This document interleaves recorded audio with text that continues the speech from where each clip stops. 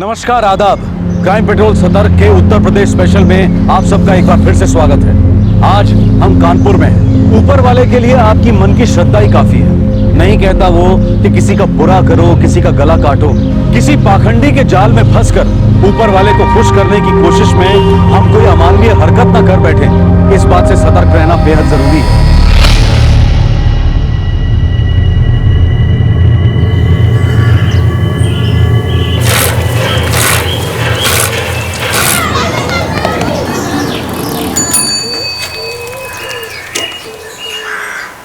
यो मास्टरनी जी, आज बच्चा लोगों को पढ़ानी नहीं जाओगी का?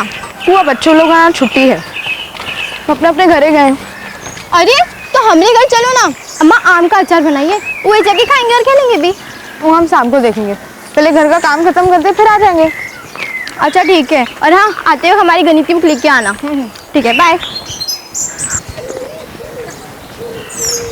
अरे बिसम चाचा रुकिए, ये हमका दे दीजिए। बिटिया,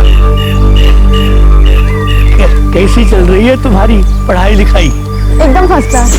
खूब मन लगा के पढ़िया बिटिया, तुम तो अपने ये गांव की शान हो। कल को खूब बड़ी डॉक्टर कलेक्टर बनना।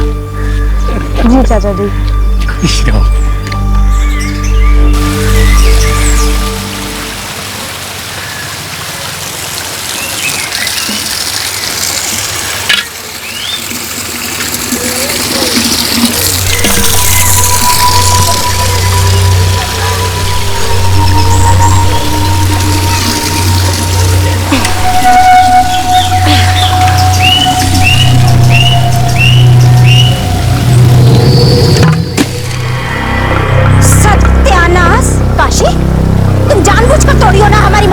बबली, हम जानबूझ के तोड़े हैं?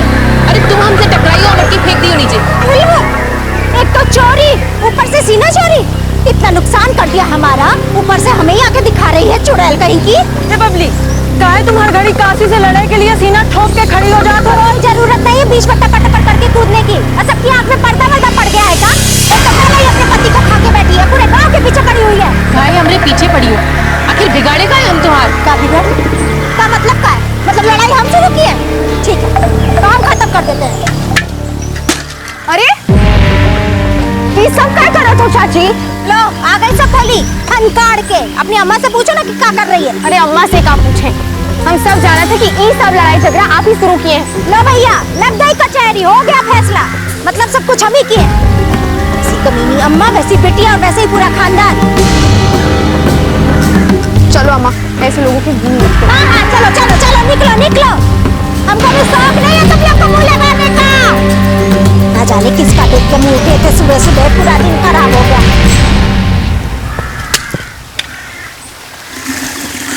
देखो देखो, एक तो चोरी ऊपर से सीना जोड़ी, एक नंबर की नौटंकी बाज है ये बबली।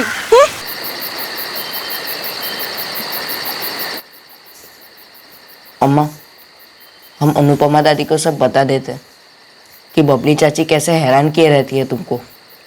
अरे उनसे क्या छुपा होगा? समझ ही नहीं आता है। एक तरफ अनुपमा चाची हैं, उनकी गांव में इतनी इज्जत, और उनकी बहू बबली, वो जो रास्ता काटे ना तो काली बिल्ली भी डर जाए।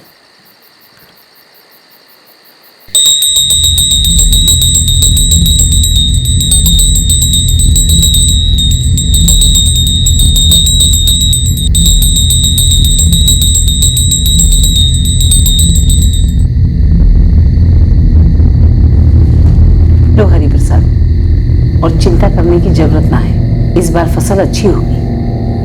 स्वयं देवी माँ की कृपा है तुम पर।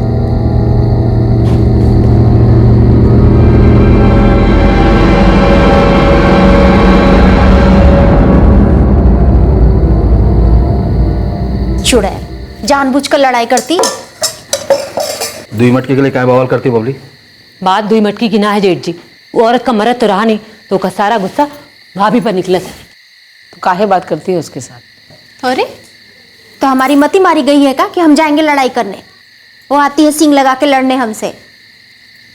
अम्मा, सारे गांव का उद्धार करती हो, अरे तनी थोड़ी कृपा अपने घर पर भी दिखाओ, कछु करो उसका। का करे, वो पड़ोसी है हमरे।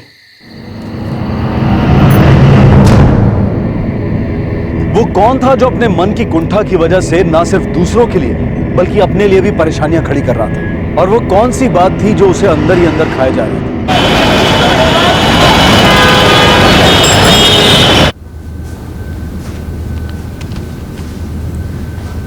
नहीं श्याम, बबली मां नहीं बन सकती। मैडम जी, गलती किसका है? इसमें गलती तो किसी की भी नहीं है। कई बार ऐसा होता है, कुछ लोगों के यहाँ आसानी से बच्चे नहीं हो पाते। इसका मतलब ये नहीं है कि इसमें आपकी या बबली की कोई भी गलती है। हम 40 पार कर चुके हैं, ये 32 की हो गई है। 9 वर्ष पहले ब्याह हुआ था हमारा, लेकिन इसकी कोख अभी तक बंजरे के बंजरे पड़ी हुई है। अब का 50 साल के हो जाएंगे तब संतान का सुख भोगेंगे हम। देखिए, परेशान होने की कोई भी जरूरत नहीं है। बच्चा नहीं हो सकता इसका मतलब ये नहीं है कि आप दोनों बच्चे का सुख नहीं उठा सकते। कितने सारे ऑप्शंस हैं।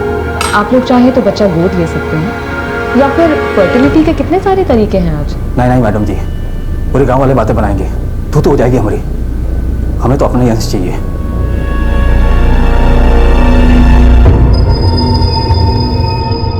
उसको हम कहते हैं, क्या कहते हैं उसको हम?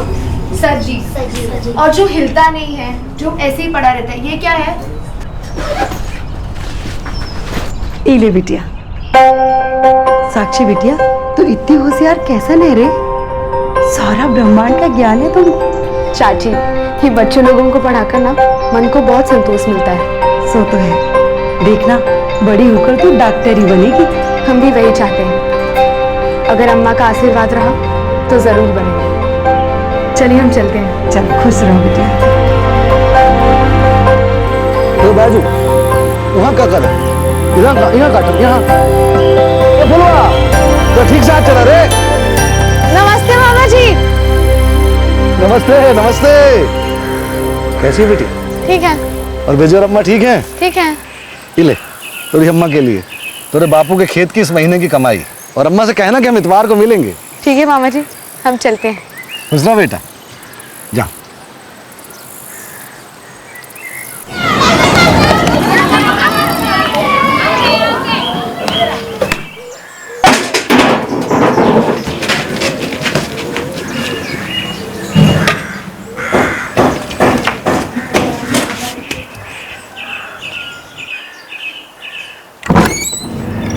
क्या कर रहा है? चोरी करने आया है?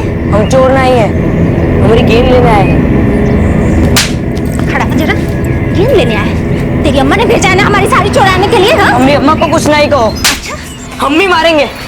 मारा आया अम्मा वाला, मार के तो दिखा। पूरे गांव से ना पिटवाया ना तो हमारा नाम बबली नहीं। चल तो, चल तेरी अम्मा के पास लेकर चलते हैं। चल चल चल, बहुत दिमाग खराब हो रखा है। चल तो, छोड़ दो, दुखत है। अच्छा, चोरी करते वक्त नहीं दिख रहा था, अब कान खींच रहा तो समझ में आ रहा है। हाँ चाची छोड़ दो। दिख रहा है, दिखाया। अरे क्या कर रही हो? पगला गई हो क्या? तुम्हारी लड़ाई हमारे साथ में है, हमारे बच्चों को बीच में बस घसीटो। अरे तो रखो ना अपने घर के अंदर अपने बच्चों को, कहाँ भेज दिया हमारे घर में चोरी करने के लिए? अरे कहाँ हुआ विजय? हम बैट बॉल खेल रहे थे तो हमारी गेंद चाची के बरामदा में चली गई। हम जब गेंद लेने गए चाची हमें मारने लगी। अरे लकवा मारे तुम्हारी जबान को, झूठ का बोल रहा है? सच सच काहे नहीं बोलता कि हमारे घर में घुसा था चोरी करने के लिए? बस बहुत हो गया चाची, आप लोग अपनी हद में रहिए, आप ही के लिए ठीक होगा। तो भैया मास्टराइन जी डांट रही हैं हमको। मारोगी का? 4 अक्षर पढ़ लिए तो हमको सिखाओगी तुम? संभाल के रखो अपने भाई को, अगली बार दिखा हमारे घर में ना तो हाथ पैर तोड़ के तब भेजेंगे, याद रखना। चलिए निकलिए यहाँ से। हम अपने बड़ों का अपमान नहीं करते, लेकिन आप जैसी गंदी सोच वालों को हम तो का कोई भी सम्मान नहीं दे सकता। बार बार आकर हमारी अम्मा को परेशान करती हो। ए लड़की, जोर मत आजमाना, हम पे बता दे रहे हैं, वरना बहुत महंगा पड़ने वाला है। चलो भीतर, आइंदा यहाँ मत खेलना।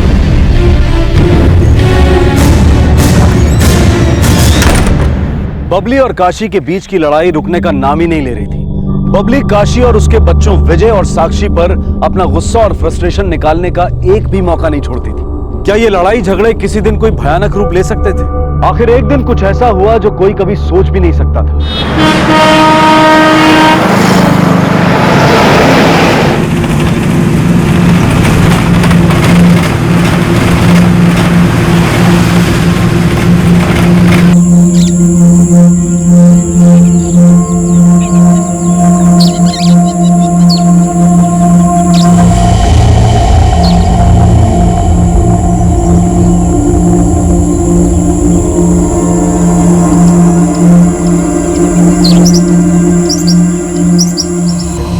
सूर्याय नमः स्वाहा, ओम मंगलाय नमः स्वाहा, ओम बुधाय नमः स्वाहा, ओम कालवाय भैरवाय नमः स्वाहा, ओम जगत परमात्मने स्वाहा। ये सर्वग्रह भूतानाम साक्री दात्री नाम ओम फट स्वाहा।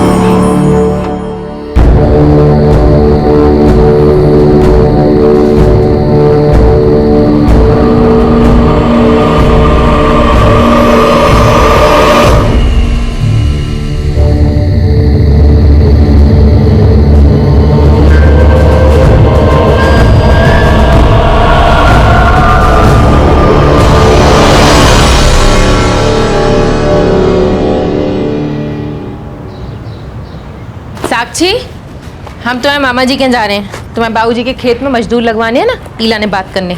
सांझ तक आ जाएंगे। अम्मा, हम गौरी के घरे चले जाएं या उसे यहाँ बुला लेते हैं? वो तुम देख लेना। अच्छा सुनो, विजय के लिए कुछ बना देना खाने के लिए। आज तो पूरा दिन मिल गया उसको खेले के लिए। ठीक है अम्मा, ध्यान रखेंगे।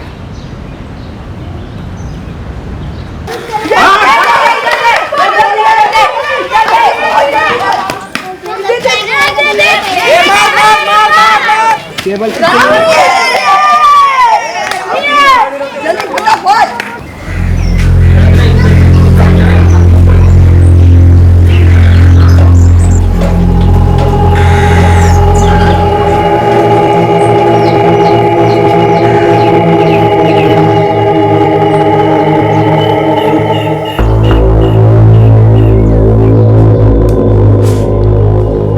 साक्षी,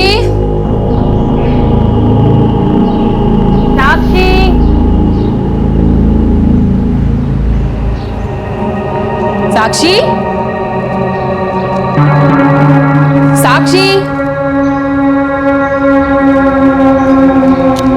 साक्षी, साक्षी,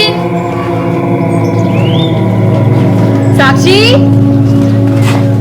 ए सुनो, गुड्डुआ की अम्मा साक्षी को देखियो।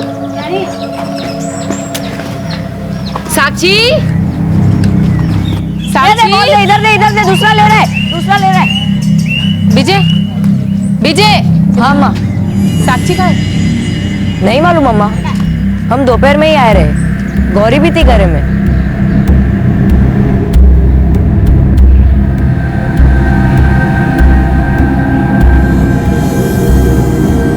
गौरी को घरे जाना था तो वो हमारे साथ ही निकल गई। मास्टरनी जी, कल स्कूल में मिलते। दीदी हम खेलने जा रहे हैं, शाम तक ही आएंगे। अरे शाम से पहले आ जाना, वरना अम्मा टांग तोड़ देगी। ठीक है दीदी। चल ठीक है, मैं भी चलती हूँ। पता नहीं कहाँ चली गई है। बरामदे में झाड़ू सुपड़ी ऐसे ही पड़ी है। साक्षी तो कब ऐसे छोड़ेगी नहीं। हो सके तो घर में मन नहीं लग रहा होगा, इसलिए गौरी क्यों वहाँ चली गई होगी। तुम जाके देख कर आ जाओ जल्दी से। हाँ ठीक है अम्मा।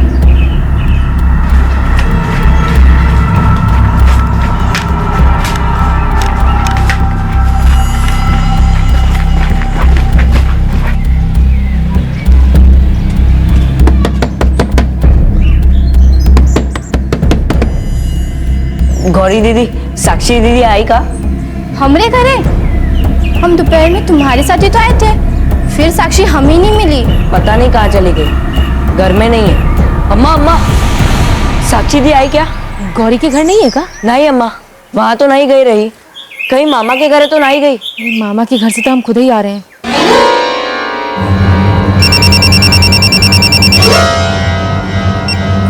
हाँ काशी, भैया साक्षी घरे नहीं है, पता नहीं कहाँ चली गई है। हाँ तो परेशान काहे हो रही है? आ जाएगी।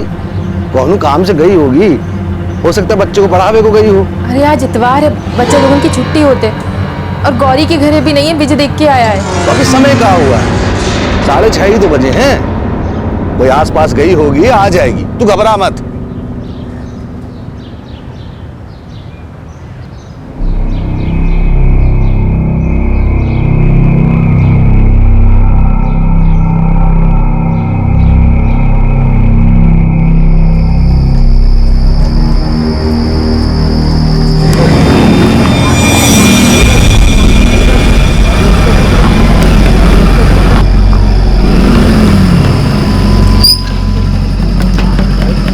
साक्षी बिना बताए कहीं जात नहीं है। हमारा तो दिल बहुत घबरा रहा है। विजय, साक्षी ने कुछ बताया था क्या? कोई बकाया काम हो या पढ़ाई का काम? ना मामा जी, ऐसा तो कुछ ना बताया था। गौरी दीदी आई थी और वो हमारे साथ ही अपने घरे चली गई और हम खेलने चले गए। फिर हम साक्षी दीदी को ना देखे। भैया कुछ करिए ना, हमारी जान सूख रही है, घबराहट हो रही है। कुछ गलत तो नहीं हो गया ना?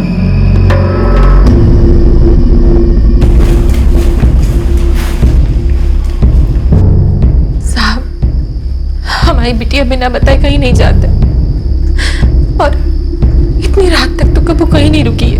अब गांव इतना बड़ा भी ना है साहब, कोई ढूंढने से ना मिले। अरे कहीं लड़के वड़के के चक्कर तो नहीं है?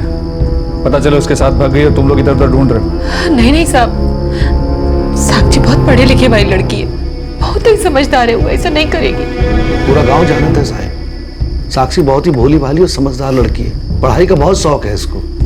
अपने बाबू के ना रहने के बाद घर को इसने ही संभाला, बच्चन लोगों को भी पढ़ाती है। सुबह तक देख लो, हो सकता है कहीं गई हो, रात होने की वजह से वहीं रुक गई हो। पर साहब, आज तक वो ऐसा कभी की नहीं है।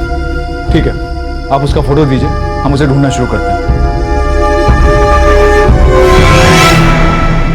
काशी, तुम चिंता मत करो, आ जाएगी साक्षी। विजय, तुम भी कुछ खा लो और अपनी अम्मा को भी कुछ खिलाओ। अभी हम जाते हैं, भोर में फिर आएंगे।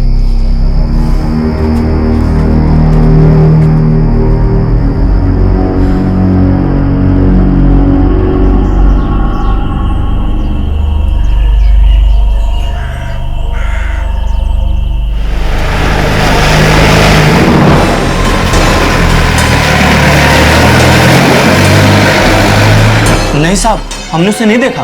साहब, 4 कदम का तो गांव है और मुट्ठी भर के लोग, इसमें कोई कैसे खो सकते है? नहीं साहब, हम तो नहीं देखी बच्ची को कहीं, लेकिन बिना अपना अम्मा के बताए साक्षी कहीं न जाती।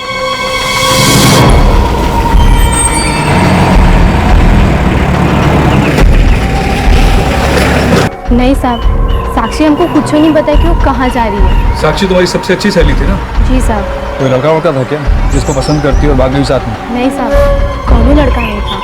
साक्षी हमारे साथ ही स्कूल आती जाती थी, वो ये सब नहीं कर सकती।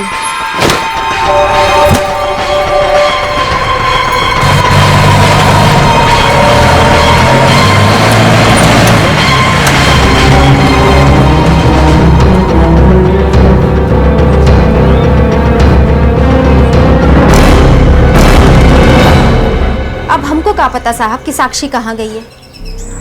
हमने तो नहीं देखा उसको। और साफ साफ बताएं साहब, तो हमारी उन लोगों से ना बनती नहीं है, तो हम भी नजर नहीं रखते कि वो कहाँ है और कहाँ नहीं। साक्षी की माँ काशी बता रही थी कि शायद वो बरामदे में झाड़ू लगा रही थी, क्योंकि वो झाड़ू और सुपड़ी वहीं बरामदे में पड़े हुए। तुम लोगों में से किसी ने भी किसी को उधर जाते हुए देखा था? बताया ना साहब, हमको उन लोगों से कोई मतलब नहीं है। वहाँ कौन आता है कौन जाता है।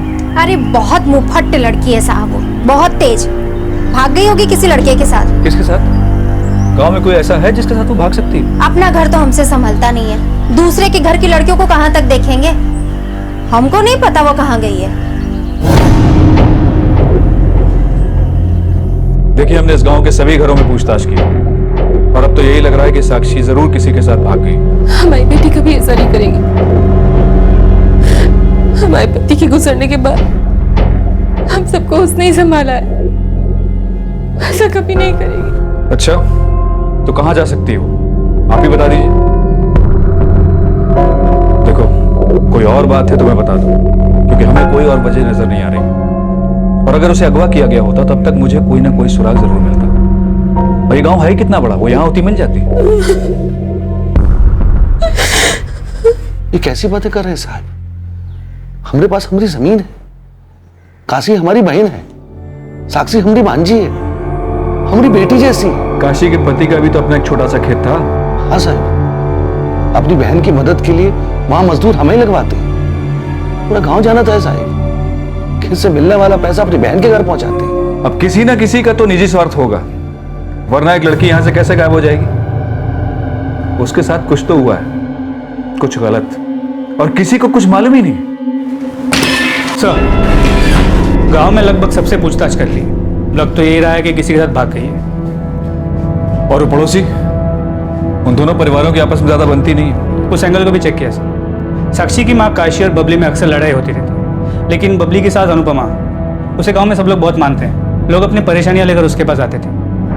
सर, ऐसे में ये मान पाना मुश्किल है कि ऐसी औरत के बहू का हाथ इस लड़की के गायब होने में हो सकता है। दीक्षित, मुझे तो पक्का लगता है जरूर किसी लड़के का चक्कर होगा।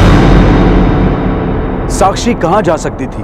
उसे लापता हुए पूरा 1 दिन हो चुका था और उसके बारे में किसी को अभी तक कोई खबर नहीं थी। क्या उसके लापता होने का इन 2 परिवारों की लड़ाई से कोई रिश्ता हो सकता है? क्या सचमुच ऐसी लड़ाई इस हद तक जा सकती थी?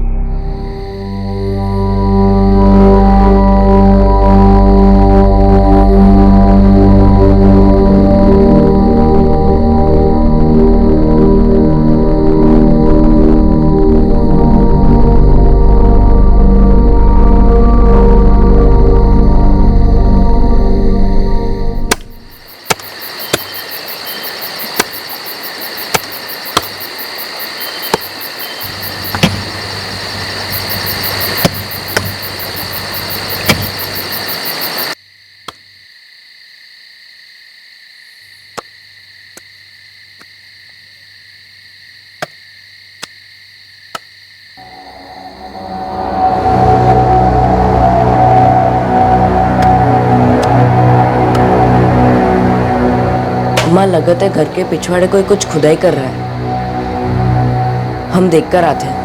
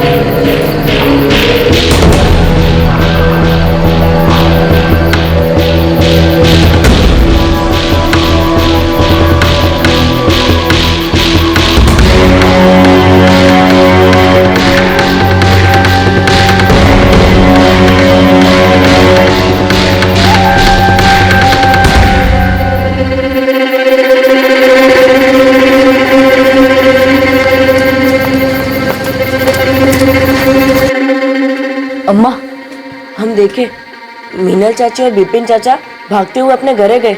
उनके पास खुदाई का सामान था और कुछ खुदे भी थे वो।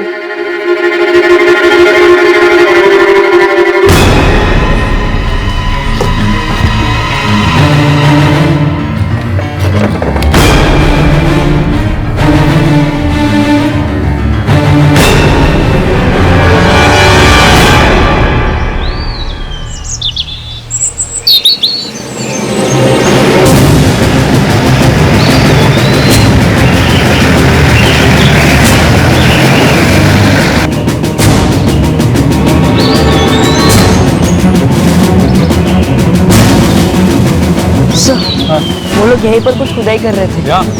खुदाई कर रहे हैं। दीक्षित, उस परिवार को लेकर आओ। चलो।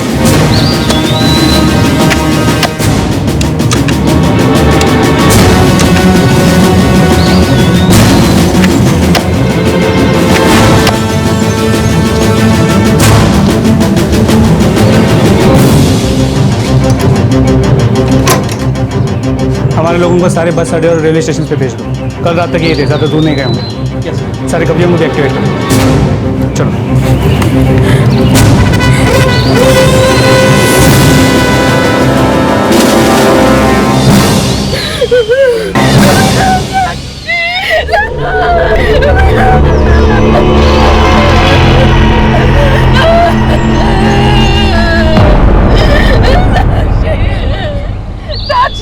लाश को बाहर निकालो।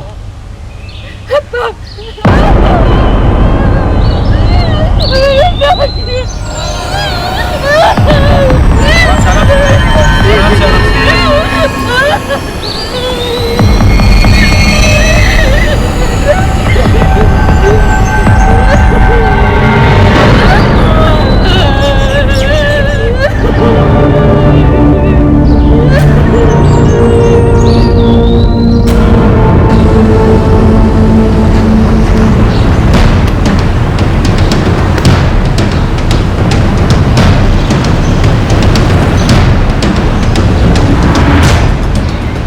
साहब लोग इधर ही है, बस अड्डे पे पूरे सामान के साथ। रोक के रखो, मैं भी एक टीम भेज रहा हूँ। साले बस अड्डे पे उठा के पुलिस स्टेशन लाओ।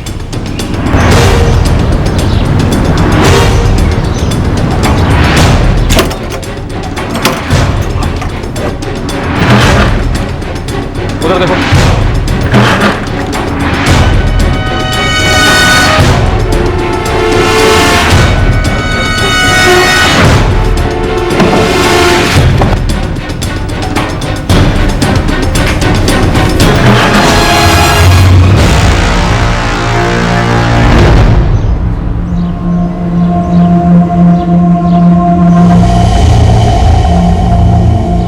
ये सब क्या है?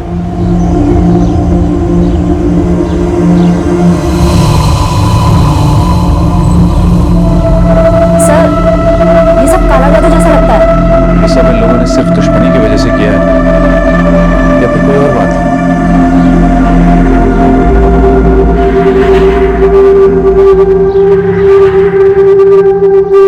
इसमें तो कोई शक नहीं, ये काम तुम लोगों ने किया। तुम सब ने मिलकर उस मासूम बच्ची की जान ली, उसके बाद उसकी लाश को ठिकाने लगाने के लिए उसे दफना दिया। क्यों किया ऐसा? बोल, वरना इतने डंडे मारूंगा कि मुंह अपने आप सबका खुल जाएगा। Sir, postmortem department.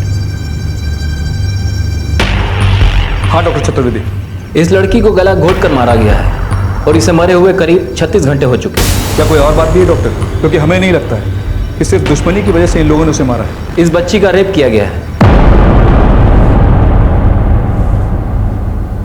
शर्म आनी चाहिए तुम लोगों को। अब अपने आप उगलोगे, वरना उल्टा लटका कर सब उगलवाऊंगा मैं। बोल!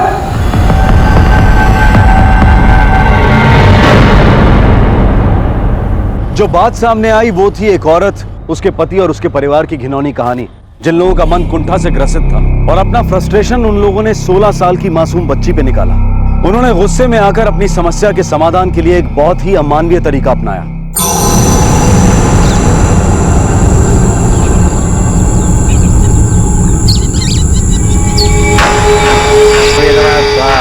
ओम कालवाय भैरवाय नमः स्वाहा। ओम जगत परमात्मे पाहि पाहि एहि सब ग्रह भूतानाम साकनी डाकनी नाम ओम फट स्वाहा। अनुपमा, इस प्रकोप को शांत करना पड़ेगा। तेरी बहू और तेरे बेटे के शरीर में जो पाप है उसे धोना पड़ेगा, और इसका केवल एक ही तरीका है। वो कौन तरीका है स्वामी जी? कोई पवित्र आत्मा, पवित्र मतलब समझती है ना? पवित्र आत्मा का स्पर्श तेरे बेटे के शरीर से होगा तो उसका पाप धुल जाएगा।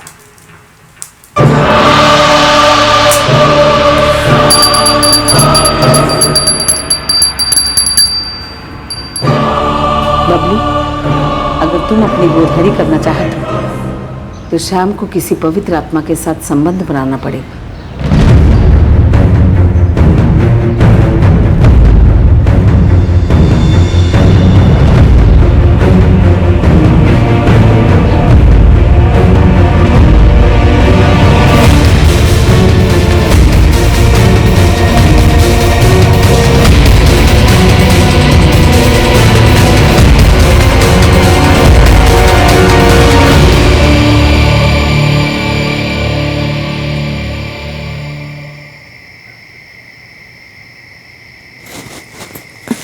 उठो, उठोगे?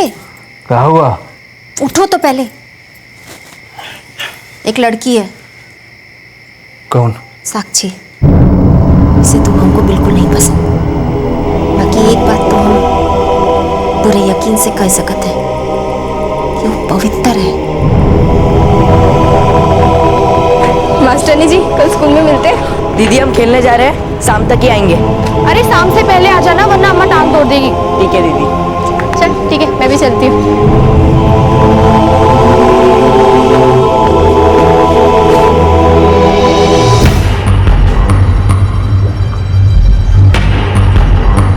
अकेली है आज वो घर में।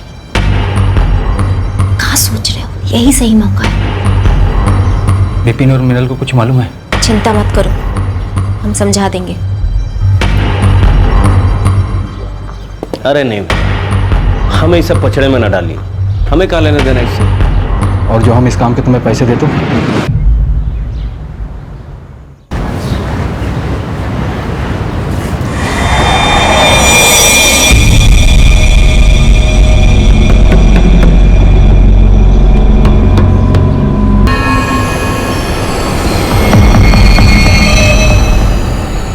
अम्मा, वो बेहोश है।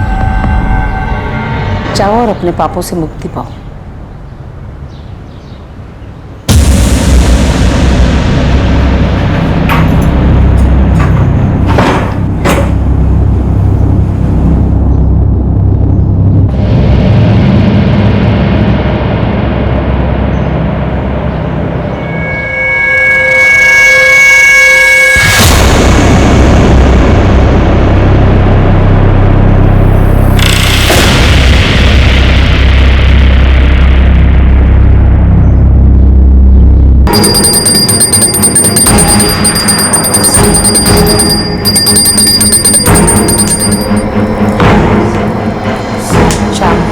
बबली, अपने पाप धोने की विधि पूरी करो।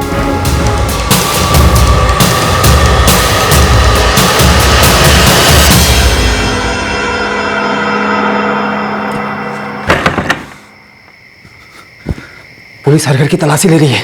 तो अपने घर में भी आएगी का? और का? ये लड़की तो मरने के बाद भी हमें चैन से नहीं जीने देगी। हमें ना इसकी लाश को कहीं ठिकाने लगाना होगा।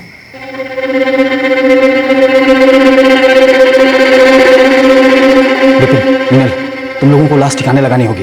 पुलिस सबसे पहले सब तुम्हारी भाभी पे करेगी, कैसे कि इसकी बनती नहीं थी ना उसके साथ। हाँ, लेकिन हम कहाँ छुपाएंगे? पीछे जमीन में गाड़ दिए, किसी को कुछ पता न चले।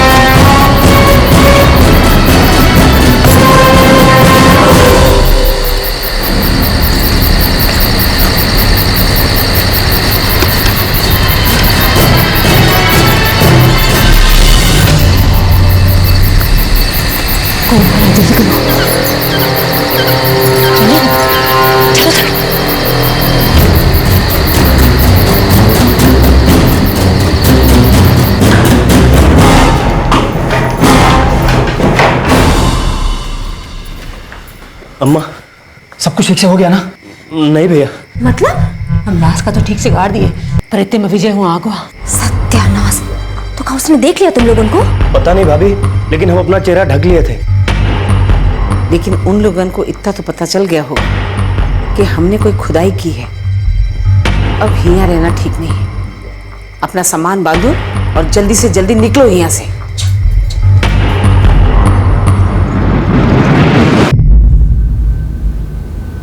कितना गंदा दिमाग है तुम सबका। और तुम तो मां हो ना, ये पूरा गांव तुम्हें मान देता है, इज्जत करता है, और तुमने अपने इशारे पे सब करवा दिया। किसी औरत की कोख उजाड़ कर तुम्हारी बहू अपनी कोख कैसे भरेगी? एक मासूम लड़की के साथ इतना घिनौना काम करके तुम सबने मिलकर उसे मार डाला। दुश्मनी के हमने बहुत से केसेस देखे, लेकिन इतना घिनौना और अमानवीय केस पहली बार देखा।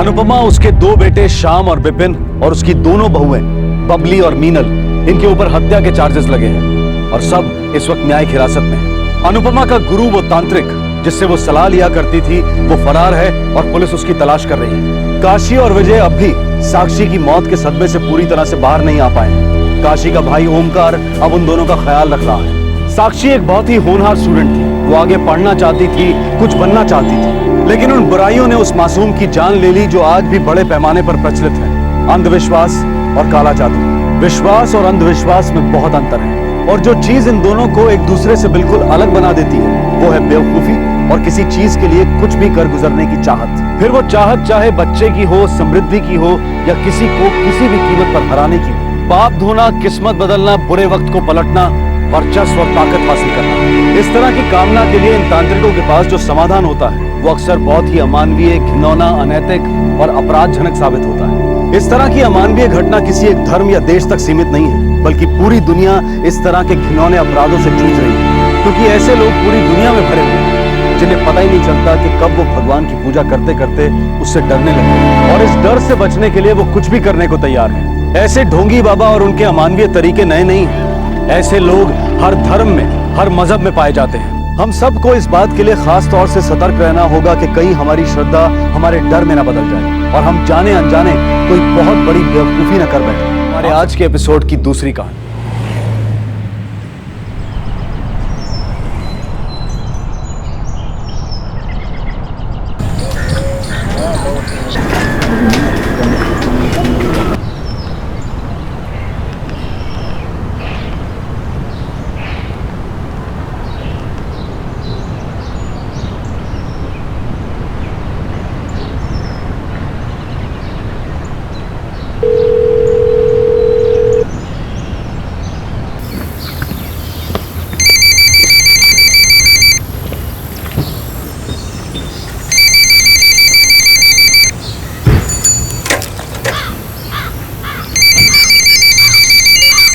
हेलो, किसका नंबर है ये? गिरीश चौहान। कौन बोला? गिरीश चौहान। आप कौन बोल रहे हैं? चौहान है, ऊंची जात वाला। ये बात मालूम थी तुम्हें ज्योति? और आशा तुम्हें पता थी ये बात? नहीं, बस बाजार से लौटते वक्त उसने एक दो बार हम लोगों को घर छोड़ा था। देखो ज्योति, दूर रहना उस लड़के से, बता दे रहे हैं।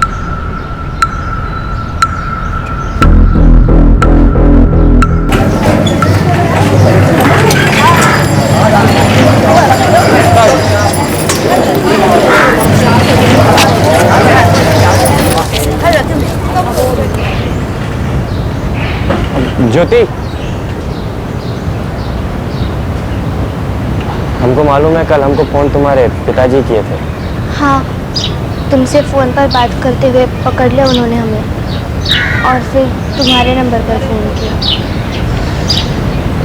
अच्छा चलो ना, हम तुम्हें तुम्हारी गली के बाहर तक छोड़ देते हैं।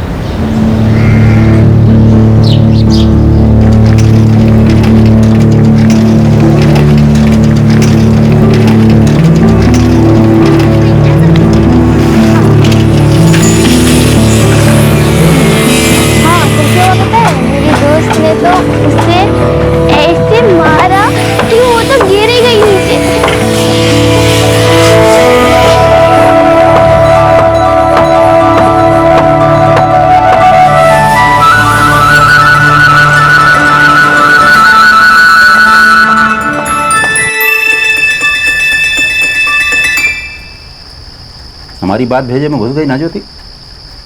पीठ पीछे कोई गोल तो नहीं खिला रही हो? नहीं बाबा।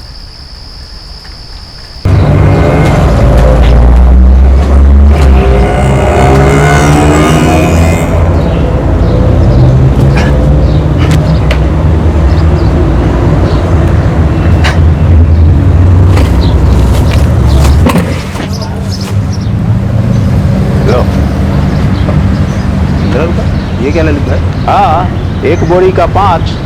कैसी बातें कर रहे हो ललित भाई? 10 रुपए तो बनता है। अरे 5 का 10 कब से हो गया? हे ललित भाई, ये सब नहीं चलेगा। 10 रुपए बनता है, पूरे 10 रुपए दो। और छोटा आदमी समझ के शोषण मत करो हमारा, समझे? लाओ वापस दो। लो 30 रुपए, जाओ। ललित भैया, इसको आगे से मत बुलाना।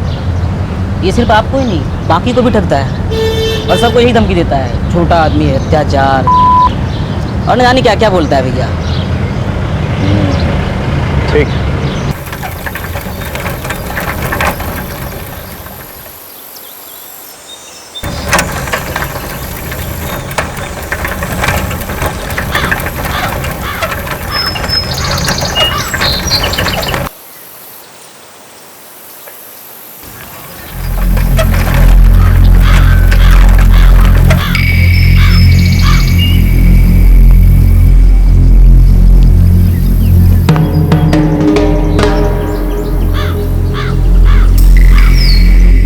पिताजी से मिली चेतावनी के बावजूद भी ज्योति ने गिरीश से मिलना बंद नहीं किया।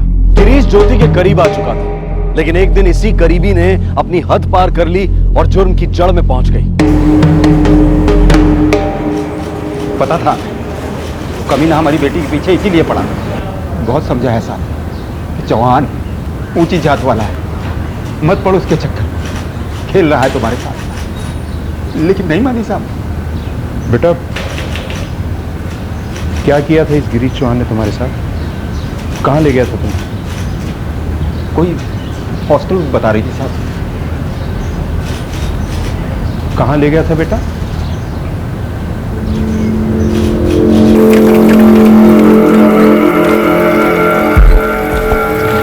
फिर वहाँ एक बिल्ली सामने आ गई।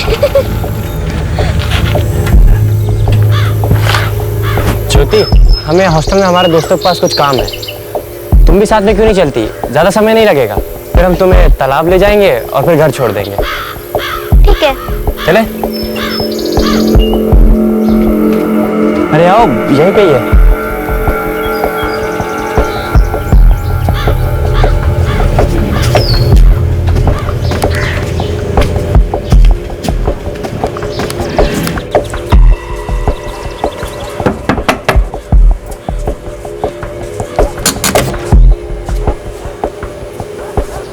आओ ना ज्योति, आओ।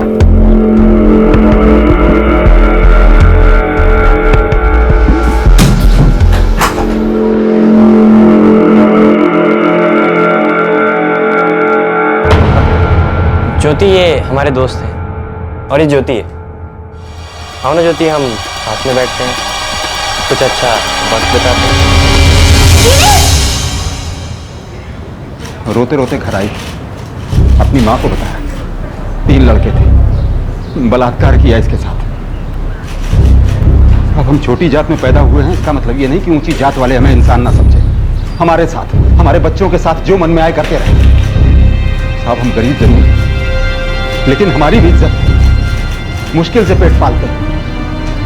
साहब होंगे चौहान, होंगे ऊंची जात वाले, लेकिन हम छोड़ेंगे नहीं। हमारी बच्ची को बहुत कुछ सहना पड़ा है साहब। बेटा, ये जो 2 लोग और थे गिरीश चौहान के साथ, ये कौन थे? तुम जानती हो उन्हें? पहले कभी मिली हो उनसे?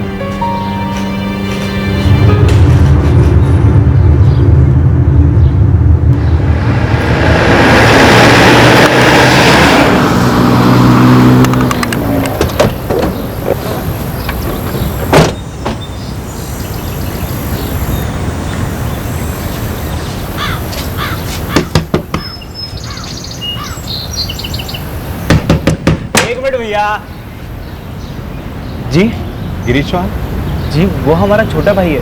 क्या बात है साहब? है कहाँ वो? अंदर ही है, लेकिन बात क्या है साहब? बाहर निकालो, बताते हैं बात क्या है। अब लेकिन हम किए क्या है साहब? थाने चल, सब पता चल जाएगा। साहब क्या किया हमारे बेटे ने साहब? बलात्कार, वो भी एक छोटी जात की लड़की। लेके चलो। साहब हम ऐसा साहब हमारे बेटे ने कुछ नहीं किया। साहब, ये ऐसा नहीं कर साहब सकते, हमारे बेटे ने कुछ नहीं किया है साहब। साहब कुछ नहीं किया हमारे लड़के ने साहब। हमारा गिरीश ऐसा कभी नहीं कर सकता। इतना कहे थे इसे, दूर रहो उस लड़की से।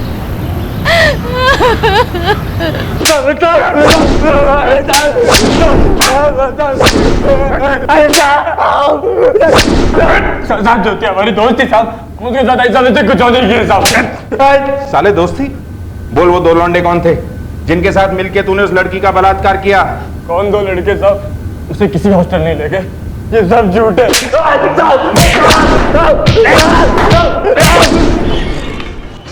साहब तुम लोग कितनी भी मेहनत करो, तुम्हारा लड़का माफी के लायक नहीं है। और जब तक वो सारा सच नहीं उगल देता कि कौन कौन उसके साथ था, उसे छोड़ने का तो सवाल ही नहीं उठता। भगवान कसम साहब, हमारा लड़का ऐसा नहीं कर सकते। अच्छा, उसने तुम्हें बताया कि एक लड़की के साथ उसका चक्कर चल रहा था? नहीं ना? तो साहब हमारा गिरीश ऐसा नहीं है साहब, उसकी दोस्ती हो गई उसके साथ, लेकिन ऐसा बुरा काम वो नहीं कर सकता है साहब, नहीं कर सकता है। क्यों? उसने कसम खाई थी कि वो ऐसा कभी नहीं करेगा। परवेज, FIR बना। देख, IPC 376 रेप, वो भी एक छोटे जात की नाबालिग लड़की के साथ। शेड्यूल्ड ट्राइब्स और कास्ट पर अत्याचार की धाराएं भी डाल, ताकि सपने में भी जमानत की ना सोच सके। अरे ऐसी घिनौनी हरकत करने से पहले 10 बार सोचना चाहिए था।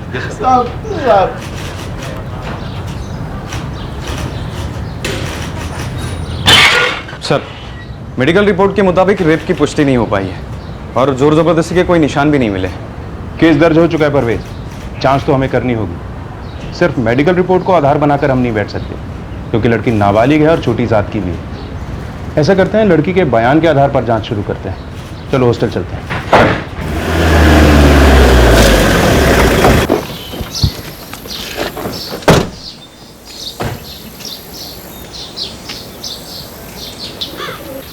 बेटा, हमें उस कमरे में ले चलो जहां उन लोगों ने सब किया था।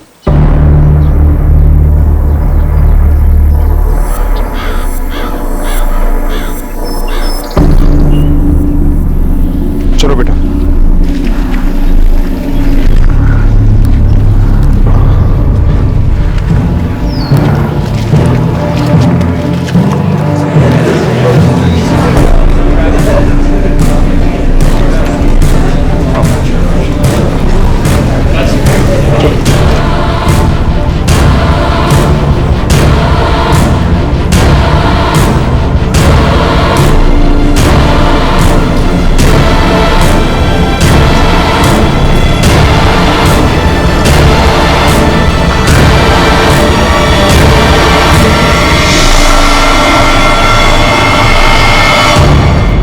हर लड़के का रिकॉर्ड हमारे रजिस्टर में, ऐसा होना बहुत मुश्किल।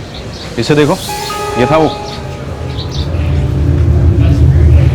ठीक है, तुम जाओ, तुम आओ, इसे देखो, जाओ, तुम आ जाओ, इसको देखो बेटा।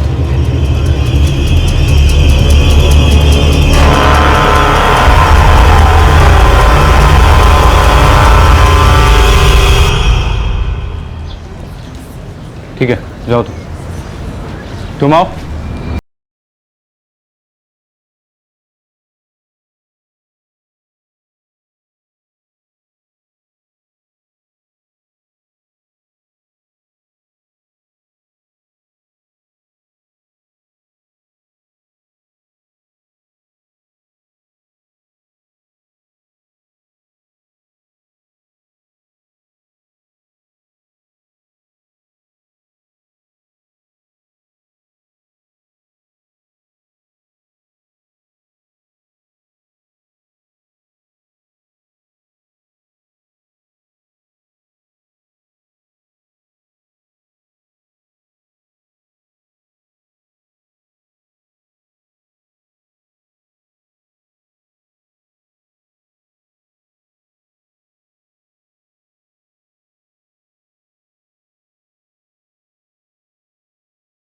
वो हम कैसे कर सकते हैं ऐसा?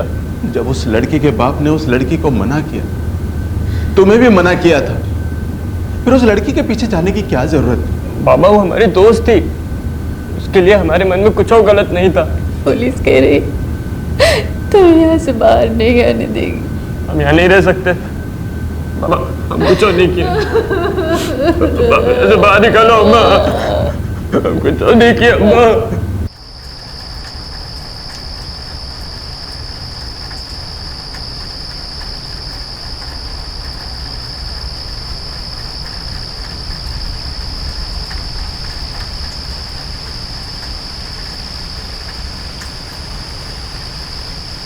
पुलिस गिरीश चौहान के साथियों की तलाश में थी। गिरीश चौहान पे दबाव बढ़ता जा रहा था, लेकिन वो लगातार यही कह रहा था कि ना तो उसने और ना ही उसके किसी दोस्तों ने ज्योति के साथ कुछ भी किया। और फिर एक और ऐसा झटका लगा जिसने गिरीश के परिवार को बुरी तरह से झकझोर कर रख दिया।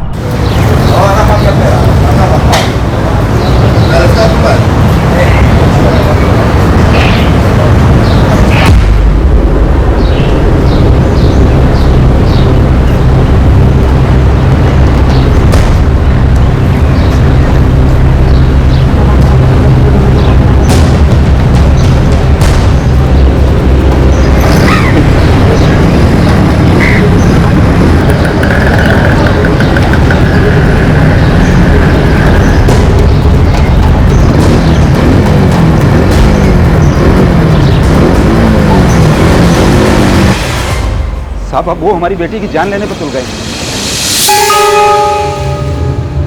कब हुआ ये?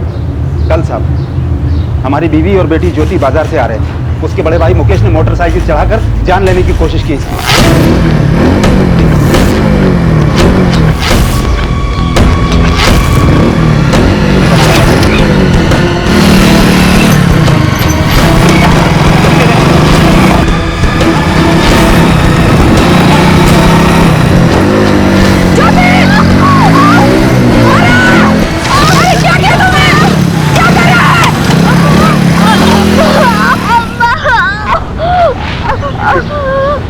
और कितना जुल्म करेंगे हम पर साहब।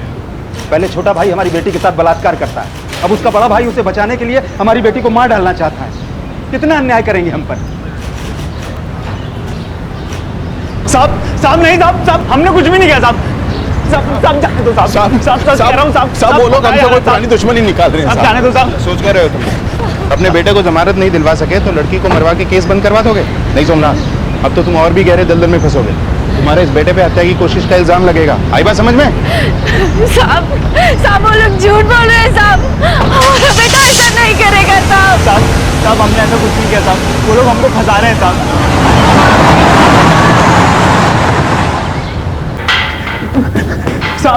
साहब ऐसा कुछ नहीं है साहब। परसों तो बाजार गया था ना? बाजार? हाँ साहब वो हमारा रोज का रास्ता है, लेकिन इसका ये मतलब तो नहीं कि हम बेफजूल किसी को भी टक्कर मार दें। किसी को भी? अरे ये वही लड़की है जिसका तुम्हारे भाई ने रेप किया था और तुम्हारा उसे टक्कर मारने के पीछे मकसद एकदम साफ था।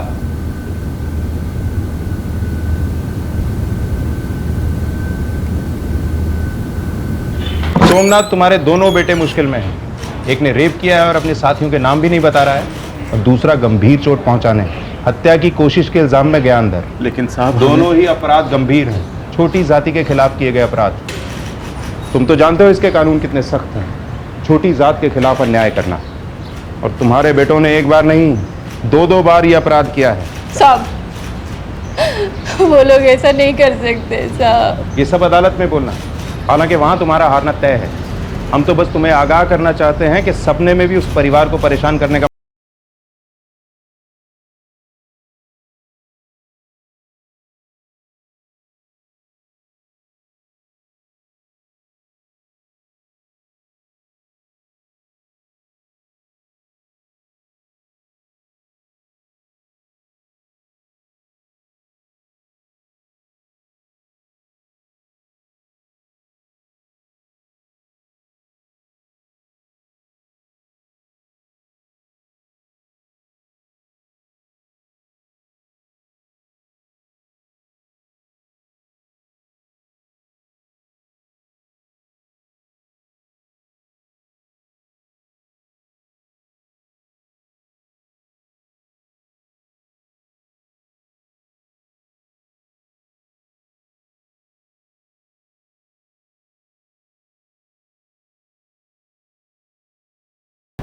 हम आपके हाथ जोड़ते हैं, आप हमारी दोनों बेटियों को पुलिस सुरक्षा दे दो बस।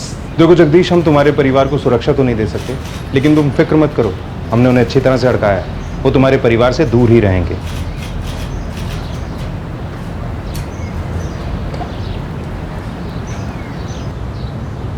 वो हमारे परिवार को ऐसे बर्बाद नहीं कर सकते, हमारे बेटों के साथ ऐसा नहीं कर सकते वो।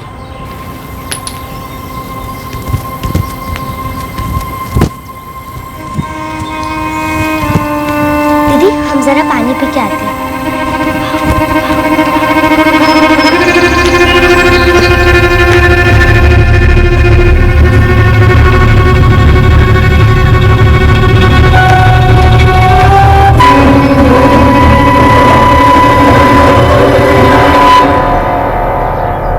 जगदीश अपनी बेटियों को लेकर काफी डरा हुआ था, खासकर ज्योति को लेकर जो पहले ही काफी कुछ झेल चुकी थी। और फिर एक दिन उसका ये डर सच साबित हो गया। क्या साहब, रात भर हमने पूरे गांव में ढूंढा, हमारी बेटी कहीं नहीं मिली। कब हुआ ये? वो प्रीति के साथ घर से बाहर खेल रही थी तब। प्रीति पानी पीने घर के अंदर गई, तब ज्योति बाहर अकेली थी। फिर प्रीति जब बाहर आई तो ज्योति वहां नहीं थी। दीदी!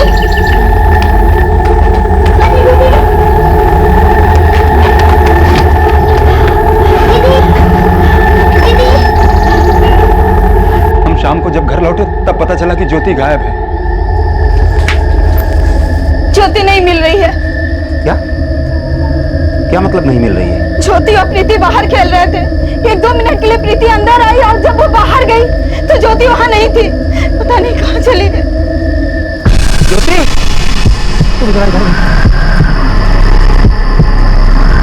ज्योति ज्योति ज्योति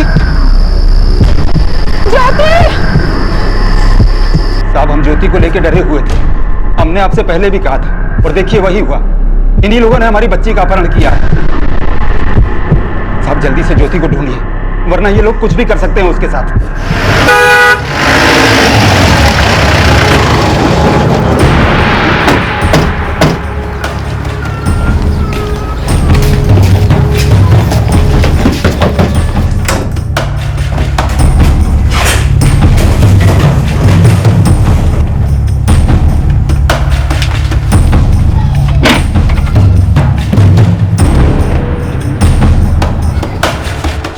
साहब ये क्या साहब, हम पर इल्जाम लगाए जा रहे हैं। सोमनाथ, ज्योति कहाँ है? किधर छुपाया उसे? हम अपने दोनों बेटे को छुड़ाने की कोशिश में लगे हैं। इस हालत में क्या हम ऐसी हरकत करेंगे? ज्योति कहाँ है वो बता दो सोमनाथ। उसका अपहरण करके कुछ नहीं मिलेगा तुम्हें। अगर सोच रहे हो कि कुछ रुपए निकलवा लोगे और अपने बेटों को छुड़वा लोगे या जगदीश को मजबूर कर दोगे केस वापस लेने के लिए, तो ये गलत फहमी दिमाग से निकाल दो अपने। ऐसा कुछ नहीं होगा, उल्टा और फंस जाओगे तुम। बोलो कहाँ है? क्या मजाक है साहब, हमने कुछ नहीं किया है। वो लोग ना जाने क्यों हम पर आरोप लगा रहे हैं। बिना कुछ किए हम भुगत रहे हैं। हद हो गई साहब अब तो। इतना याद रखो, इन सभी धाराओं के ऊपर छोटी जात पर अत्याचार की धाराएं और लगेंगी। बहुत गंभीर जुर्म है ये।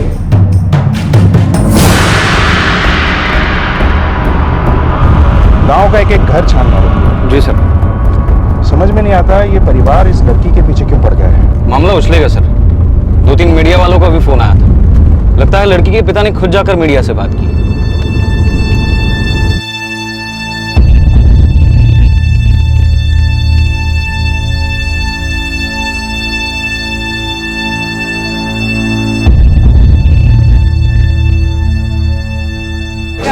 जैसे कि आप देख रहे हैं इस समय हम ज्योति के घर के बिल्कुल सामने खड़े हैं। ज्योति जो इतनी कम उम्र में एक के बाद एक इतने घिनौने अपराधों का शिकार बन गई। पहले उसका बलात्कार हुआ, बाद में आरोपी के भाई ने उस पर जानलेवा हमला कर दिया और अब उसका अपहरण हुआ। पुलिस ने इन सारी बातों को लेकर चुप्पी साधी है। कानून की खिल्ली उड़ाने की सारी हदें पार हो गई और अभी अभी हमें जानकारी मिली है कि कुछ नेता ज्योति के पिता जगदीश और उसके परिवार से मिलने आ रहे हैं इन लोगों का सपोर्ट करने के लिए। हम उनसे ये पूछना चाहेंगे, जब इन अपराधों को खुलेआम अंजाम दिया जा रहा था तब ये लोग कहाँ थे?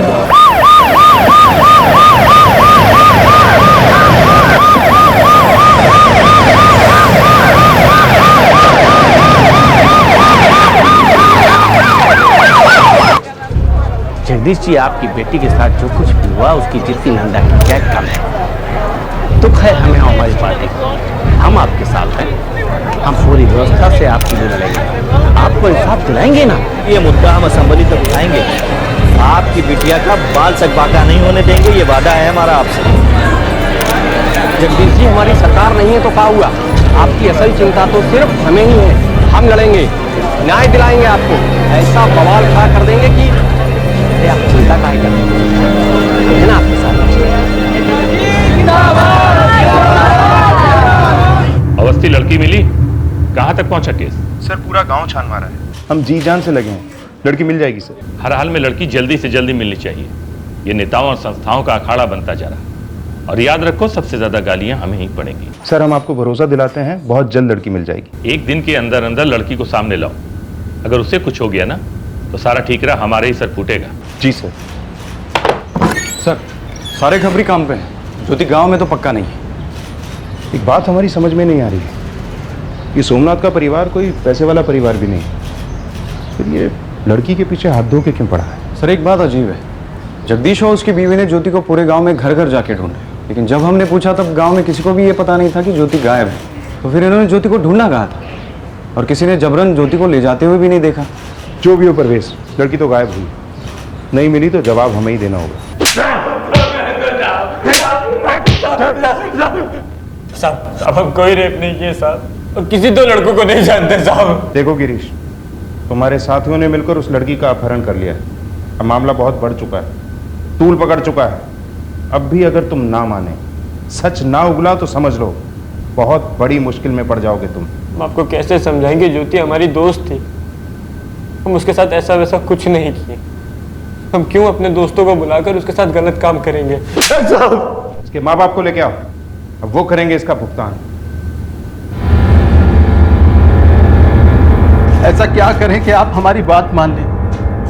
सर पटक पटक कर बोले कि हमने कुछ नहीं किया। ये काम पे भी नहीं जा पा रहे, बच्चों की चिंता में घुले जा रहे। हम ऐसा कैसे कर सकते साहब? अगर लड़की नहीं मिली और उसे कुछ हुआ तो समझ लो बड़ी मुसीबत में हो, बहुत बड़ा केस ठुकेगा तुम लोगों पर। एक तरफ तो आप डरा रहे हैं, दूसरी तरफ वो जगदीश हमें धमका रहे हैं। हम बीच में पिस रहे हैं, हमारी तो कोई सुनने वाला है ही नहीं, हम भुगतते जा रहे हैं बस। जगदीश धमका रहा है? किस लिए? पैसों के लिए। क्या?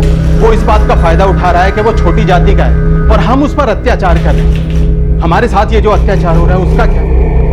हम भी तो छोटी जाति के हैं। ये देखिए साहब, ये देखिए।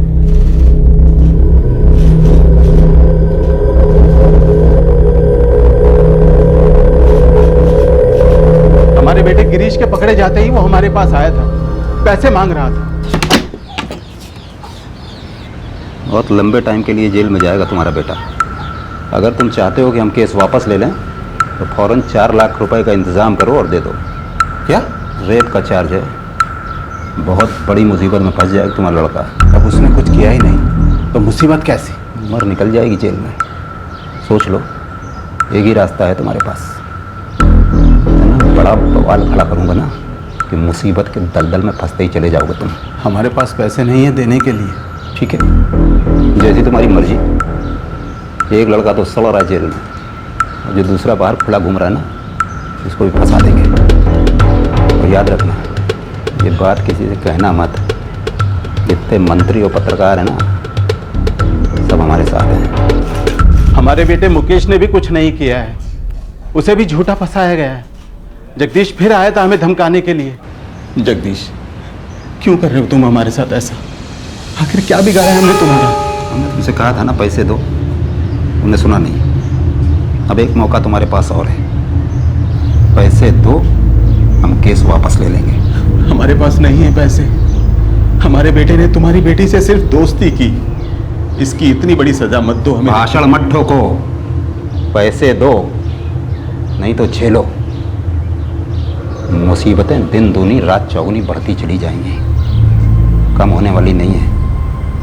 वो जगदीश हमें लगातार ब्लैकमेल कर रहा है और हम ऐसे जुर्म की सजा भुगत रहे हैं जो हमने कभी किए ही नहीं।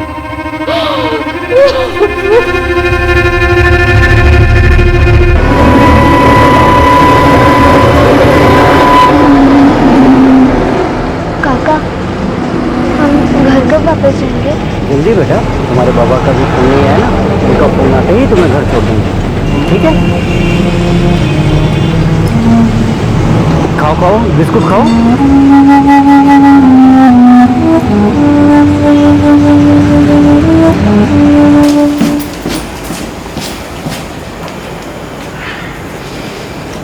तो जगदीश फिर से आया, पता करने तफ्तीश कहाँ तक पहुंची। परवेज, ज्योति की फोटो हर थाने में पहुंचा दो। सबसे पहले हमें उसे ढूंढना है ताकि पता चल सके कि असल सच्चाई क्या है। और हाँ, तफ्तीश कहाँ तक पहुंची ये बात जगदीश को पता नहीं चलनी चाहिए। Okay sir. 3 दिन हो गए साहब, कहाँ है हमारी बेटी? हम ढूंढने में लगे हैं जगदीश, मिल जाएगी जल्दी। कब ढूंढेंगे? जब सोमनाथ उसे मार देगा तब। तुम ये कैसे कह सकते हो जगदीश कि सोमनाथ के परिवार ने उसको अगवा किया है? साहब, इतना सब कुछ हो जाने के बाद भी आपको शक है? आपको तो पता है कि कैसे वो हमारे परिवार के पीछे पड़े हैं, जीना हराम कर रखा है हमारा। ठीक है, हम पूछताछ करते हैं, तुम फिक्र मत करो, जल्दी मिल जाएगी तुम्हारी बेटी। कुछ नहीं कर रहे हैं आप लोग। हम आपके पास पहले भी आए थे और कहा था कि हमारी बेटी की जान को खतरा है, पुलिस सुरक्षा दे दो, लेकिन आपने हमारी बात नहीं मानी और आप लोगों की वजह से हमें आज ये दिन देखना पड़ रहा है।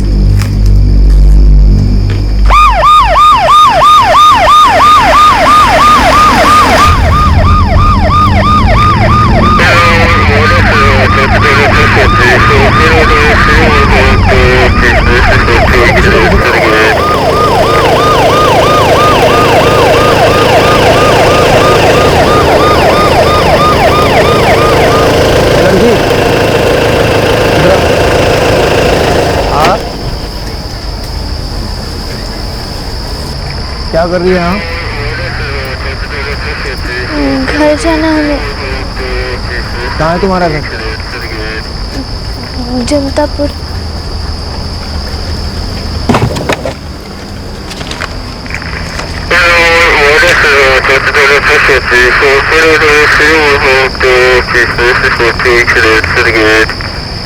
तुम्हारा नाम ज्योति हलजर है ना? ज्योति जिस आदमी के साथ रह रही थी उसके साथ भटकते भटकते वो तंग आ चुकी थी। आखिरकार वो अपने घर जाने के लिए भाग निकली और गश्त कर रही पुलिस को वो रास्ते में मिली। कई अपराधों की सच्चाई का खुलासा अब होने ही वाला था।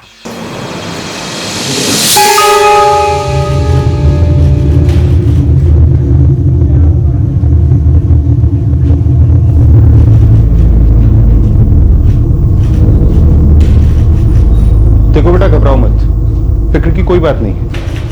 बेटा हमें सब कुछ बताओ कि कहां थी तुम। देखो बेटा, डरो मत, इसमें तुम्हारी कोई गलती नहीं। बोलो क्या हुआ तुम्हारे साथ?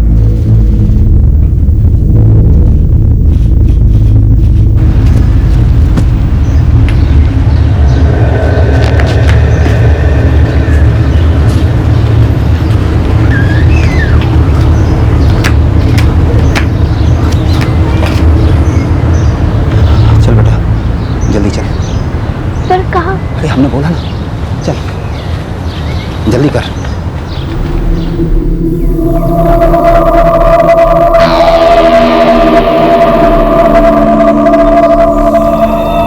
बेटा ज्योति, ये हमारे बहुत अच्छे दोस्त हैं, तुम्हारे काका। जाओ उनके साथ।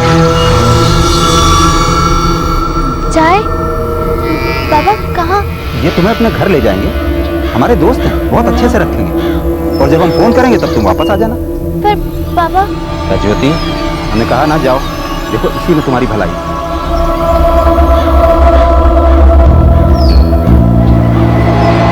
तो तुम्हें तुम्हारे बाबा ने अपने दोस्त के पास भेजा था?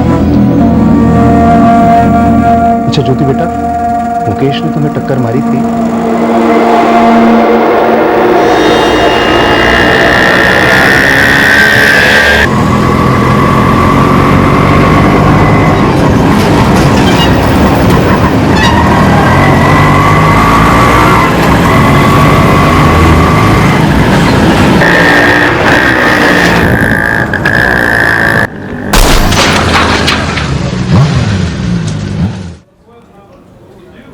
बेटा ये चोट तुम्हें रिक्शा के एक्सीडेंट में लगी थी?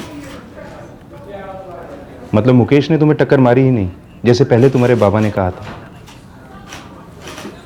बेटा गिरीश ने गलत काम किया तुम्हारे साथ, तुम्हें हॉस्टल ले गया था वो, क्या उसके दोस्त भी थे वहां?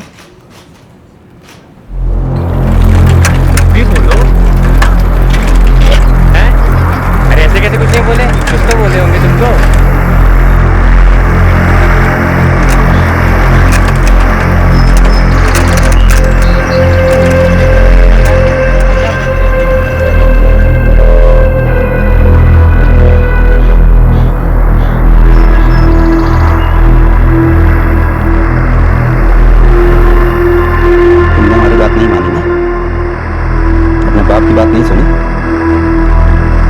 जैसा कहेंगे तुम वैसा ही करोगी, समझ गई? अभी हम पुलिस चौकी चलेंगे, वहां गिरीश और उसके परिवार को अच्छी तरह सबक सिखाएंगे। और अब हम जैसा कहेंगे और जो करेंगे तुम चुपचाप वही करोगी, वरना तुम्हारी खैर नहीं है।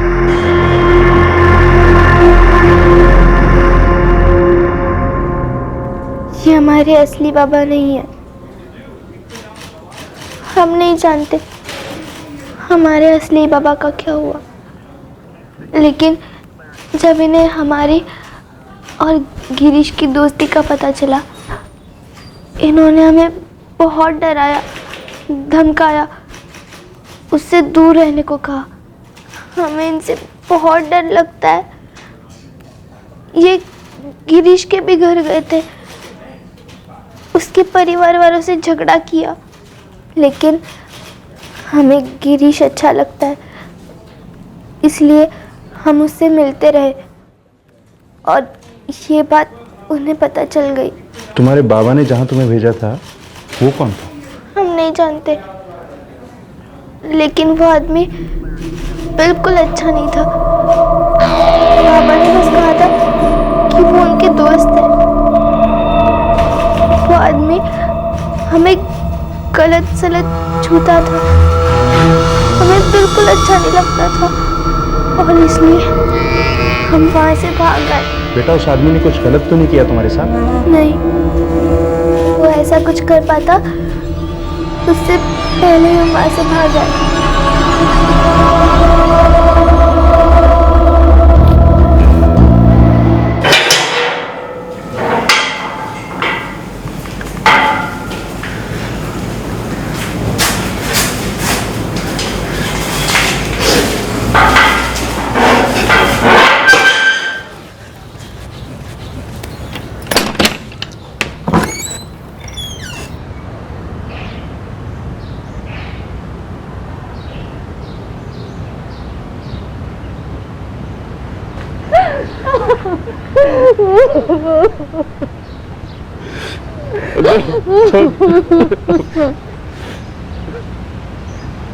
ज्योति मनगढ़ंत कहानी बक रही है।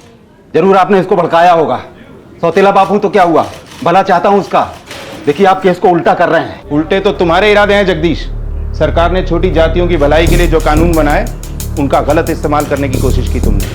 अपना उल्लू सीधा करने के लिए कानून का सहारा लिया। झूठ है ये सब। ज्योति हमें सब कुछ बता चुकी है। अरे वो तो मासूम बच्ची है, वो तो वही बोलेगी ना जो आप लोग सिखाओगे। कोई तो किया था तुमने पहले, पर माफ करना हर कोई तुम्हारी तरह उल्टी खोपड़ी का नहीं होता है। आप इस तरह से हमें चुप नहीं करा सकते हो।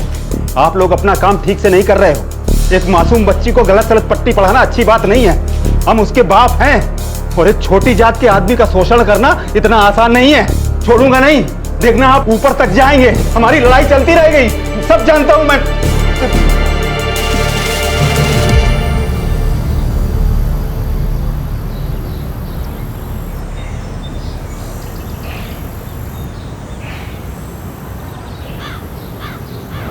गिरीश और उसके बड़े भाई मुकेश के खिलाफ लगी एफआईआर हटा दी गई, लेकिन अब तक जगदीश ने यह मंजूर नहीं किया है कि उसने अपने फायदे के लिए ये इल्जाम लगाए।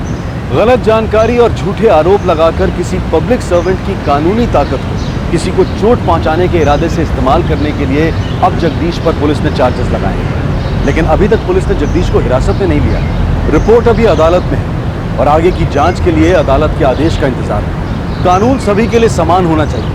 कानून की कुछ खास धाराएं शोषित, वंचित, पीड़ितों और दलितों के लिए और उसकी खास वजह है। लेकिन इस कानूनी ताकत का इस्तेमाल जब कोई अपने स्वार्थ के लिए करता है तो कई सवाल खड़े हो जाते हैं। आखिर इन गलत इरादों के लिए कौन जिम्मेदार है? जांच की प्रक्रिया होना जरूरी है, जो गहरी हो, जिसमें हर पहलू देखा जाए, फिर उस रिपोर्ट को अदालत में पेश किया जाए। बलात्कार, हमला, अपहरण, ये सब गंभीर अपराध हैं और उनसे पूरी गंभीरता से निपटने की आवश्यकता है।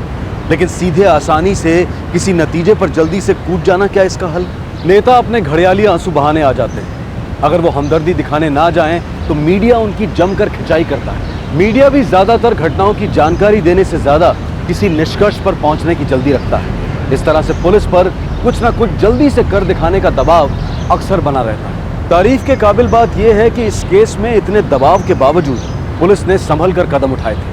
जो तस्वीर सामने आई वो उम्मीद से एकदम अलग थी। सिर्फ सुनी सुनाई बातों से और हमें जो दिखाया जा रहा है उस आधार पर किसी भी नतीजे पर पहुंचने की जल्दी से हमें बचना चाहिए, क्योंकि जो सुनाया दिखाया जा रहा है असलियत उससे बिल्कुल अलग हो सकती है। इरादे एकदम उल्टे हो सकते हैं। हम आपको बता दें कि कल यानी शनिवार को क्राइम पेट्रोल सतर्क का एपिसोड टेलीकास्ट नहीं होगा। आपसे फिर मुलाकात होगी क्राइम पेट्रोल सतर्क के अगले एपिसोड में परसों यानी कि रविवार रात 9 बजे। तब तक अपना ख्याल रखें, सुरक्षित रहें और याद रखें, सही वक्त, सही कदम, सतर्क रहें।